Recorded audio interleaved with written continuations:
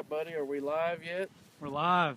Hey, we're live here from northeast Oklahoma, and I've got a nice crappie for you. Dominic says I need to turn around Yeah, the sun was right behind your face. Yeah. Hey guys, how about that? I know a lot of you guys are in areas of the country right now where you don't have any open water. There's a lot of you that do have open water, and I just want to give you a few tips from the folks here at Fle Fly. Dominic actually got hung up on this brush pile. We're out here white bass fishing right now, and we were going to look for some crappie too, but we came up here to try to do a live feed, and we just got a couple hits white bass fishing. Dominic gets hung up in this brush pile right here, which I stopped my screen on my fish finder, and I'm going to show you what it looked like when I went over and got Dominic unhung. And as soon as I dropped down with the go-go minnow and yanked it around a few times, and bam, not a huge crappie, but if I was keeping crappie today, well, we might throw him in the live well. That's a 10-inch fish here at Grand Lake, and let me show you the crappie gauge. I just want to make sure, and hey, stick with us because we're also going to show you how we're rigging up right now. If this isn't a 10-inch fish, we'll throw him back and we'll see if we can catch us another one. Yeah, this is a crappie gauge from Fle Fly, and as you all can see, it goes up to, there's 8, 9, and 10 inches. We'll slide the crappie in here, and look at there. He's just barely going to make the 10-inch mark, so I'm going to throw that fish in the live well. If you're looking for an easy way to measure your crappie, you probably want to get a crappie gauge. They're very inexpensive. They've been around forever, and there's also a patented slot in the middle right here that will allow you to put your fish in the crappie gauge, and I'll show you how to do that if we catch another one here in a minute.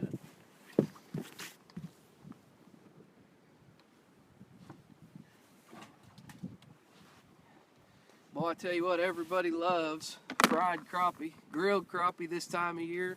There's a lot of people that have cabin fever.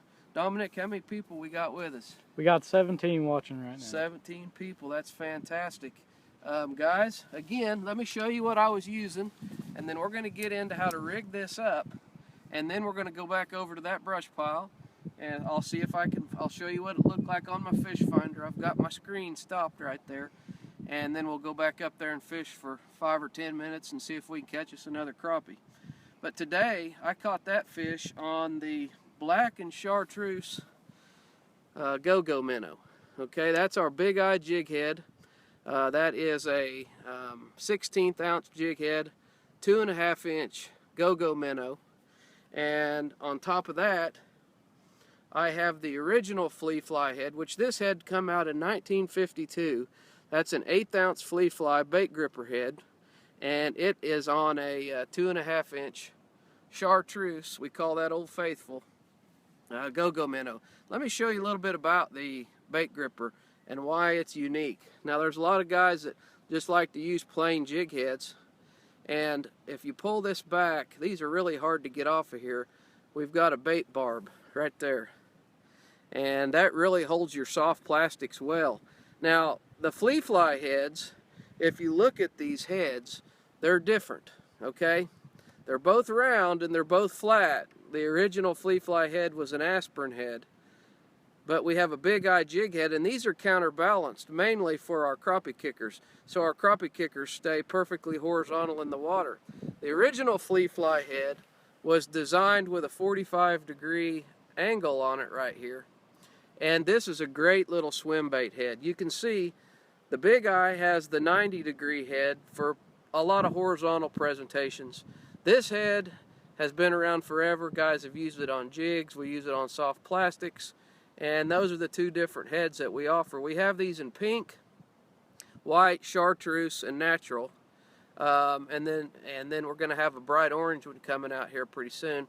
And then the big eye heads, the bait gripper heads, they're all just the natural color with the 45-degree eyelet. So that's what we're fishing with. That crappie bit the black and chartreuse, and we're going to show you how to rig that up here in just a second. How many we got with us now, Dominic? 36. Woo! Okay, guys. That's fantastic. First of all, and sometimes I always forget to say this, thank you so much for going fishing with us today. We love it when you come out in the boat with us, get on these live feeds, share these live feeds with your friends, share it with a fishing buddy that you love to crappie fish with. Now come over here and let's look at the fish finder. Now that crappie that I caught, actually Dominic was hung up back in this area, right back in here. I trolling motored up here and we got Dominic. He actually broke off, and when he was trying to get unhung and broke off, I stopped in this area right in here and dropped those go-go minnows down there, and whop, that's what she looked like. Now we're here in northeast Oklahoma. We are on the Neosho River, and you can see we weren't in really deep water. The brush pile come up to about 10, and the maximum depth we're fishing is about 15 foot. And so guys, it's just a simple little tip. Look for that brush on your fish finders. Look for it on your locators, and get in there and get right down in there with them. A lot of times people are afraid to lose their lures, and you know, I guess I can understand that. But folks, if you want to catch crappie, you're going to have to get into that junk with them. And the other thing about crappie fishing is, once you know you're in there and you've probed around and you're feeling brush and you've spent 10 or 15 minutes working that brush pile over, my old friend Mark McGuire, that's caught more crappie than about anybody I know, says never beg them to bite. You can wear yourself out trying to catch crappie out of a brush pile where there is no crappie. So don't beg them to bite. Get in there and get with them. Fish it for 10 or 15 minutes. If you don't get bit, move on. Dominic, let's show them one more time what that color sonar looked like. This is brush right up in here, and I'm running on the bright yellows are the hardest parts of the signals, and as we moved away from the brush pile, you could see the signal started to not get quite as hard, and we ended up with some reds and some blues in there. So that's what the brush pile looked like. I stopped the screen, and I just wanted you guys to see that. Hey, we want you to catch fish. We want you to be successful. The reason we come out here and do these live feeds with Fle Fly and Team Catfish is because we want you all to be successful catching fish. Don't ever think that tackle companies don't want you to be successful, because we all want you to have a good time. We want you to put fish in the boat. We want you to enjoy the fish with your friends and your family. So anyway, let's get to rigging, and I'll show you a little bit about what we are doing here. Now we've got a couple other rods rigged up right here. Now I'm just going to show you how I tied that double rig, and show you. This is our, you got to kind of bear with me here. I've just kind of got a messy little tackle box. I just grab stuff out of the office as I go. And I'm going to put the bait gripper head on top, and then I think on Dominic's, instead of going with a chartreuse head, I'm going to go with a pink big eye. When you're fishing with your buddies, unless you really get keyed in on a certain color, I mean, unless you know that color is exactly what the fish are hitting on, when you and your buddies go out fish, you guys need to fish with different colors, and if it makes a difference, let the fish tell you what the difference is.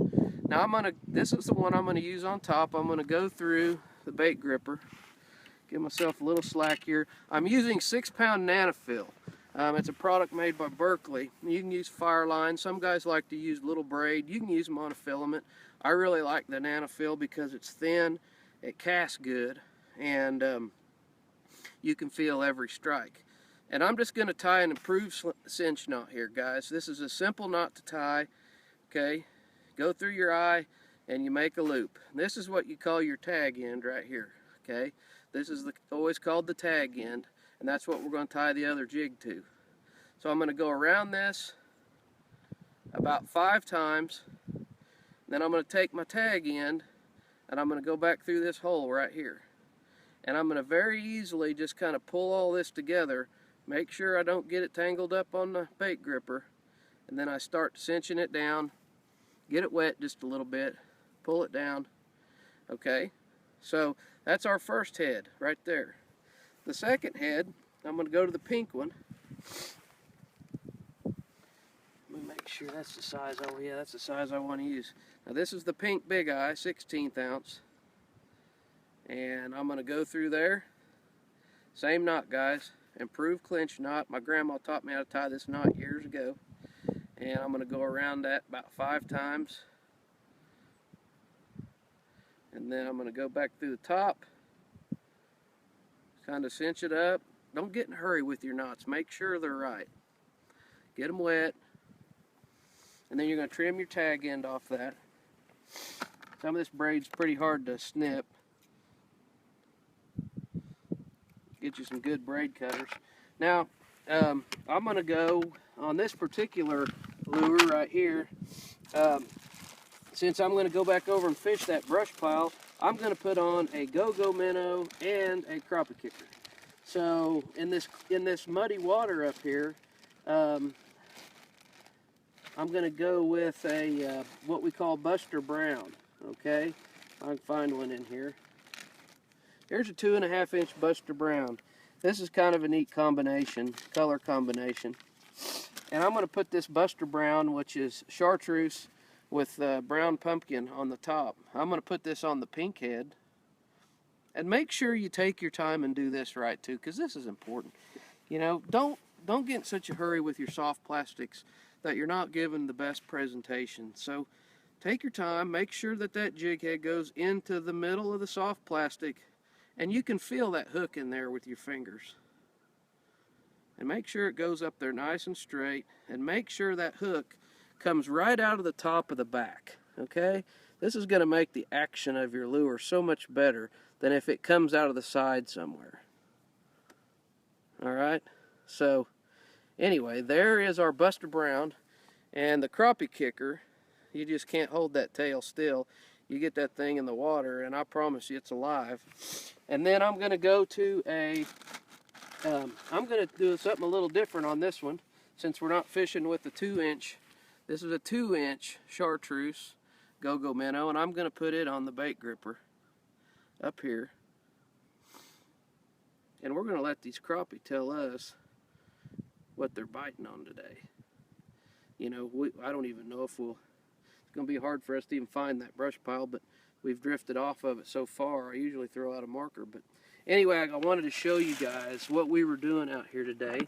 And I'm going to take the trolling motor back up there, and maybe I'll fish with this one right here, the one that we just rigged up, see if we can catch a crappie. What do you think of that, Dominic? I forgot to put I don't know if I've got my lure flavor in here or not. It might be in my other boat. If you guys like use spray attractants, you're going to love the lure flavor. This stuff, you can spray it on your jig, and you can smell this stuff 30 minutes after you spray it on. This is our bubble gum. This is the one that the pan fishermen just go crazy over. We've been selling it for about 4 years, and it's pretty simple to use. I get them on there and just spray them down a little bit. Try not to get your stuff on that boat, because not only will it stick on your lure, it'll stick on your boat, and you'll be like, oh my God, what have they got in that stuff to make it stick on that plastic and fiberglass so well? So anyway, let's go fishing. Let's see what we can do. Dominic, how many we got with us? We got 70 people with us right now. Awesome.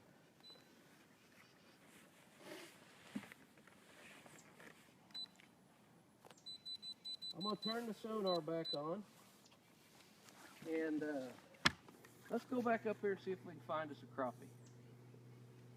We finally found a place where there wasn't any wind. We'll get this rod picked up. Keep your rods and everything picked up. You get a big fish, you get all excited, you get everything stomped. Dominic's going to have to kind of help me remember where that pile is, because I don't have a marker out here. And I'm going to run over it. Come here, Dominic. Let's show everybody what I'm looking for on the locator, because everybody always wants to see this stuff. Has anybody got any questions today while I'm running up here? You see any questions, Dominic? Mitch from Kentucky says hi. Hey, Mitch. Hey, Mitch. How you doing, buddy? We appreciate you coming fishing with us today. Bobby Hartline says, where are you fishing?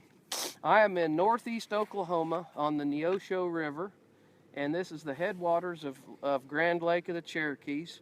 This is where we live and test a lot of our products out. It's a fantastic fishery. If you're ever get a chance to come fishing at Grand Lake, we have a fish factory here. We got good catfishing. We're one of the best black bass lakes in the whole country. Bassmasters Classic's been here 2 times, and it's just a fantastic place to fish. So I'm going along here. I'm in 16 foot of water, and I haven't found my brush pile. I think my brush pile... It's right out from that tree right there. That one right there? The broken trees? Yep, that okay. broken tree. It's right out from that one. Okay, so let everybody see what we got going down here. Okay, guys, what I'm gonna do is I'm gonna drive over the brush pile. There's a little bit of a brush pile right there. I'm gonna get my marker buoy out too. If you guys aren't using marker buoys to locate your brush piles, there's absolutely nothing in the world that is more frustrating than to find a brush pile and then catch a fish or two, and then you get back to where you're at and you couldn't find it again. So what I'm going to do is I'm going to toss my brush pile out here, or toss my marker buoy out on the brush pile, and we'll turn the boat around and see if we can get back in them. Just give us a few minutes here. I'm just scanning around here, guys, trying to find that pile we caught that fish out of. And that looks like that's coming in. That's going to be it right there. My trolling motor's going over part of it right now. Yep, there you can see it. There. So here's my marker buoy, and I'm not going to throw my marker buoy right on the pile. I'm going to throw it out to the side of it because I don't want to be fishing right on top of my marker buoy. I just want to use that as a guideline right there to where the brush pile is. Okay, so we're in some wood right here. Okay, I'm going to go down, and I'm just going to kind of probe along here, and those crappie will get down in that junk, guys. There was a little brush right there. They're going to get down in that junk, and they're going to hang right in there waiting on a bait fish or something to come by. Uh-oh. I'm really in it right there. Let's see if I can get... That's what happens when you kind of get too excited. Bobby Hartline asked, where can we buy those lead heads at? Okay, Bobby, the best place to get the Fle Fly products or check at one of our dealers is flefly.com, FLEFLY.com, okay? And we also have a dealer network. I don't know if Bass Pro and Cabela's carries the lead heads yet, but they carry the crappie kickers and the go-go minnows. Okay, so there's my marker out here. Let me get back on my trolling motor. We kind of got up in the really shallow part of that brush pile. Andrew Littlejohn asked, how far up the Neosho are you from Twin Bridges, and what's your water temp? 600 miles. I'm not telling him nothing. Water temperature is about 45 degrees. We're about halfway up from Twin Bridges to Miami. Okay, so I'm going to put this back down there. I'm in 10 foot of water. I'm not seeing any brush right now. There I'm on the bottom. Now I'm just going to hold that and swim out around here, and I'm just going to kind of turn my trolling motor down low and just ease this out like I'm on a drop off right now.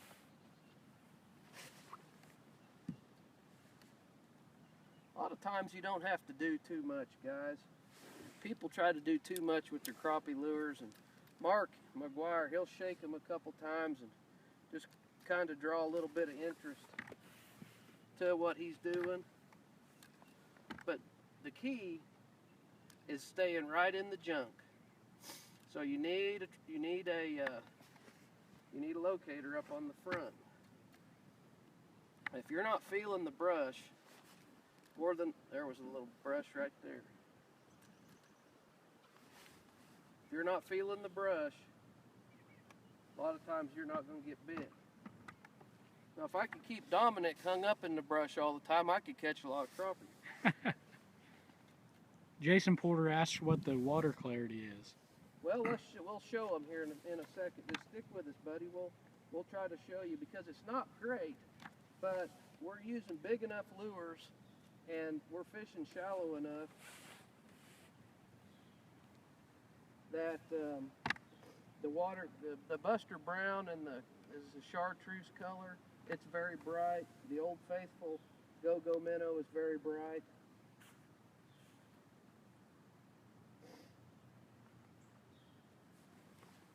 And I've never fished this brush pile, not one day in my life. So I have no idea what to expect here, y'all.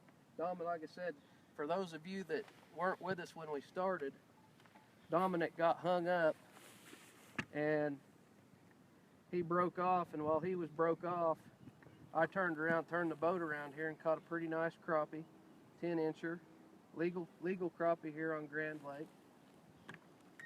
So I come across part of it that time.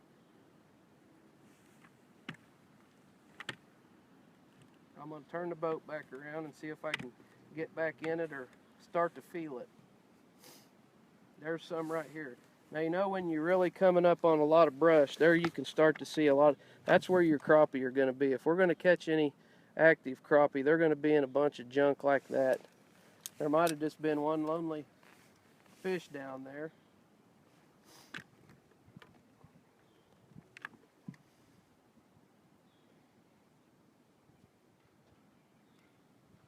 Adam Holt asks, what kind of jig are you using? I'm using a, well, we'll show you here in just a second. Hopefully I can show you when I catch a fish. But I'm using a Go-Go Minnow, and I'm using a crappie kicker.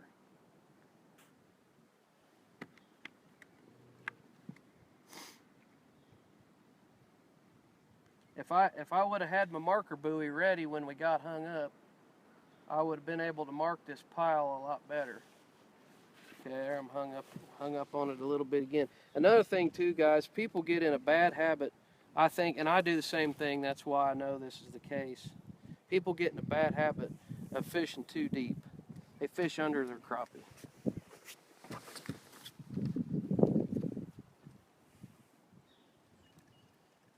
This is the exact reason right here why we're working on weedless jig heads at Fle Fly, because it drives me nuts to be hung up. But you got to get in there and get with them.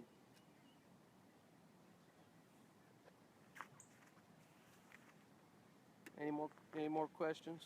Joseph just asked, are they deep? Well, we're fishing about 15 foot deep right now. I'm going to turn around and try to get back in that pile again. Here's the lures for those of you that didn't see it.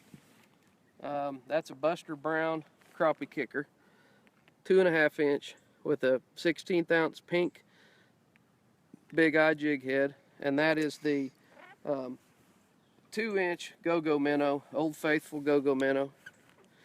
It's kind of messed up here. It's probably a good thing I brought it in.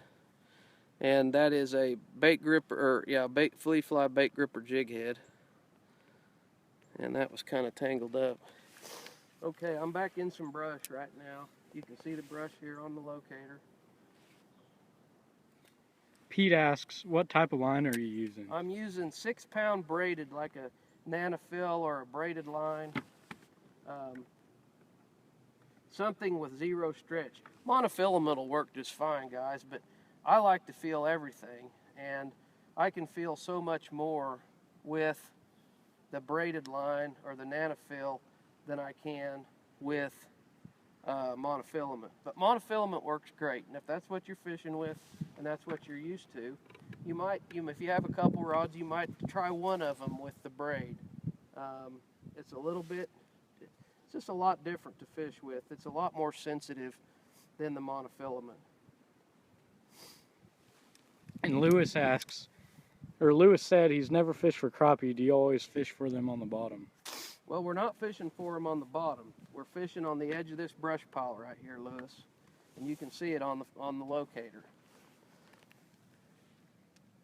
And I'm banging around in some brush down there right now.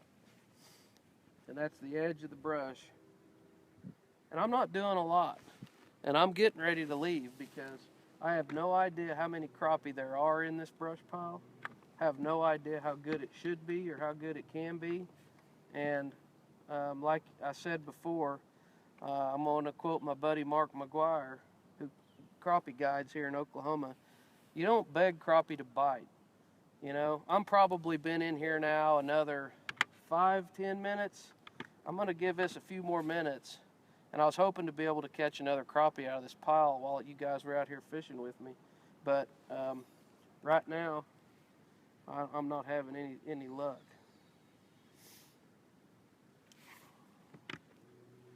But I'm going to turn the boat around and see if we can find a little different spot.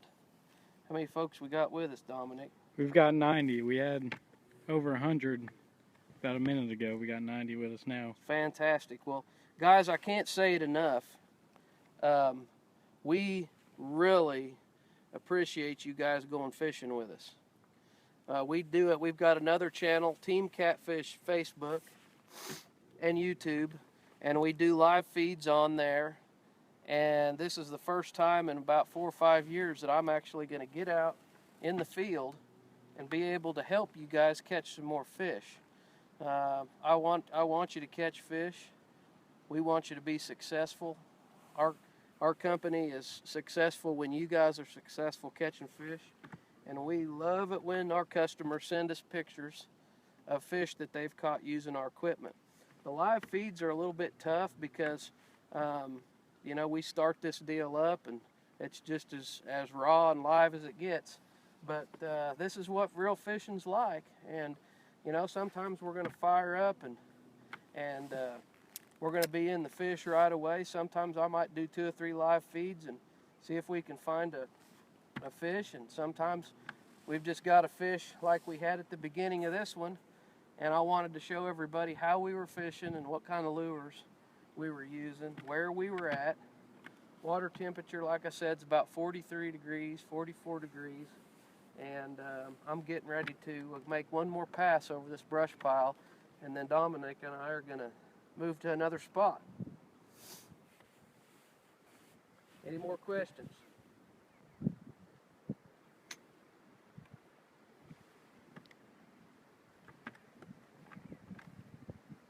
We've got a question from Joseph Godwin. He says, here in Arkansas we use green chartreuse. Is that good? Oh yeah, anything green, chartreuse, absolutely. I think it's a lot of it, guys, is whatever you got confidence in is one of the most important things. I've caught a lot of fish on the Buster Brown color. I've caught a lot of fish on the clear chartreuse, the Old Faithful color, and black and chartreuse, and pink, purple and pink. So I've got my favorites that I like in the Fle Fly brand. But, you know, fish with what you're confident on, fish with what you catch fish on, and don't be afraid to try new colors. But if you're struggling, go back to that one that you like the best, and you know, see if it works for you. See if it's the color, or it's just where you're fishing, or the location, and what all's involved. There's no magic bullets in fishing. You just got to get out here and learn the behavior patterns of your fish, and learn, you know, what they like from season to season, where they move in these lakes and rivers from season to season. Oh, there was a hit. I shouldn't have been. Oh, there was another hit. Crud. Wasn't a real hard hit, but definitely another hit. Hey Jeff, Randy asks, how do you find fish when the whole lake is full of brush, like Allen Henry in West Texas? That's tough, buddy. You got to look for creek channels. You got to look for things that fish are moving in. But that can be really tough. And I don't really have a good answer for that, because a lot of places that I fish, I don't have to fish a whole lot of heavy brush like that, heavy trees. That can be tough. But once you find those creek channels and those spots where those fish move around, you know, fish are fish. They're going to move in creek channels and drop-offs and ledges and stuff like that. A lot of times all that cover can really make it difficult to fish. I mean, it just makes it difficult to cast. You're hung up a lot. Lots of issues like that. I'm fixing to be hung up here because I swirled back around on that brush pile, and where I had those bites. And I'm going to be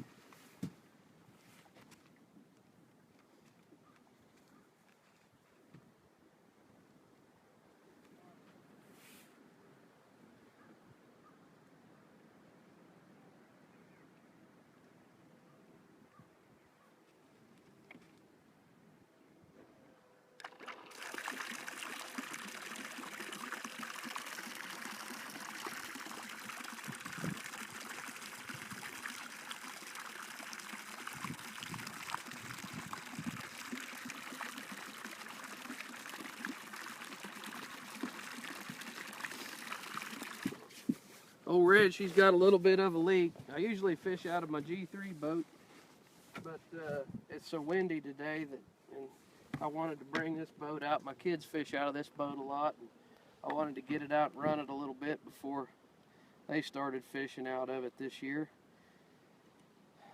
Kind of get it ready for them to go. I'm going to make one more drop in right here, guys. I think I know where that pile is.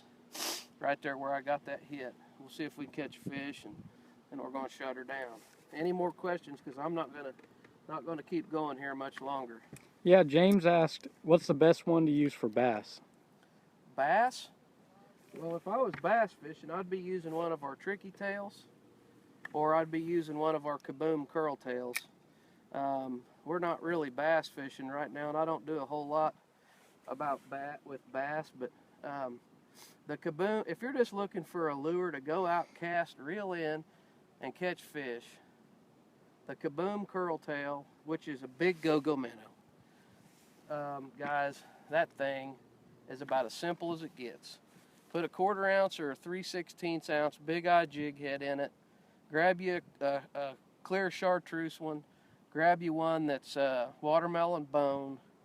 Get you one that's the blueback pearl. Get 3 or 4 colors. Take them to your farm ponds. Throw them up to the bank.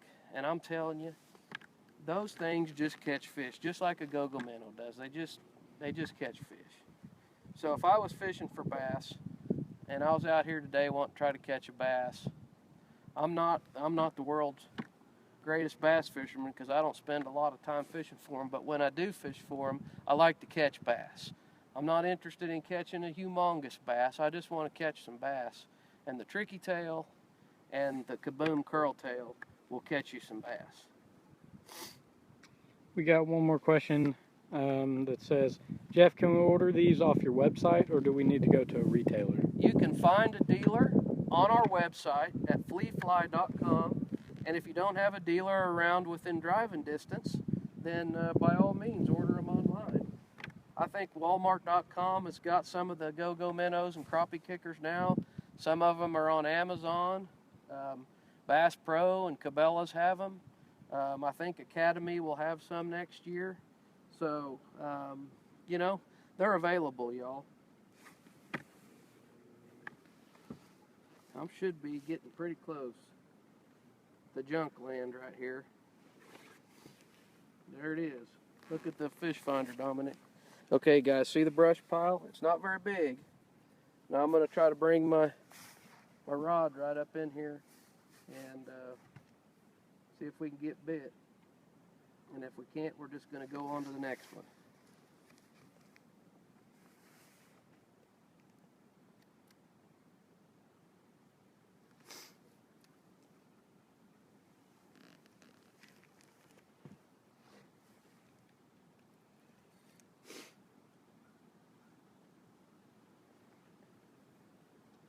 Alright guys, I'm going to go to the next brush pile. Dominic and I are going to get back to it. Anyway, I just can't tell you again how much we appreciate you guys watching our live feeds. How much we appreciate you taking your hard-earned money and buying our fishing tackle. There's no company in this country that appreciates the folks more than we do at Outdoor Brands. You can see everything we do at Outdoor Brands. We've got deer supplements, deer attractants, broadheads, Team Catfish products, jerky marinade, one-step jerky marinade, and Fle Fly products, fishing products. And I built this company from the ground up, started in my garage with nothing, and we're 10 years into it now. And I can promise you it's the folks like you that buy our tackle and buy our hunting products that make us successful and allow me to come out here and share these live feeds with you guys. We so much appreciate it. Thanks for watching. We'll be doing another one here real soon. Appreciate it.